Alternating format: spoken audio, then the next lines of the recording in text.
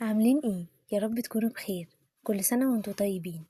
لو أول يومين في رمضان كانوا ملخبطين، لو نمتي متأخر، ضيعتي وقت، أو حسيتي انك مش مركزة، فالفيديو ده ليكي.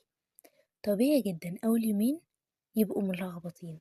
احنا لسه بنتأقلم على النظام الجديد، مواعيد جديدة، طاقة مختلفة، والأهم لسه قدامنا 28 يوم.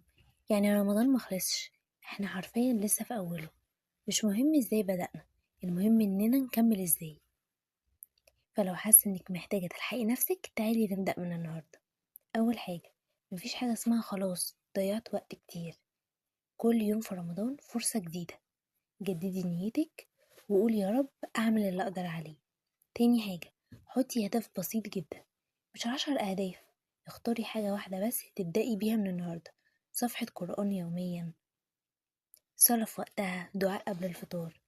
الحاجة الصغيرة اللي دايما بتستمري عليها أحسن من حاجة كبيرة ودايما بتوقفيها. تالت حاجة، ظبطي يومك. نامي بدري شوية، قللي سوشيال ميديا، اعملي لنفسك وقت ثابت للعبادة حتى لو نص ساعة بس في اليوم. أهم نقطة، بلاش مقارنة. رمضان شهر نقرب فيه من ربنا، مش نضغط نفسنا ولا نقارن نفسنا بحد. احنا لسه في يوم 2 رمضان، قدامنا 28 فرصة، 28 بداية جديدة. فلو البداية كانت ملخبطة عادي، المهم اننا من النهاردة نختار نكمل صح.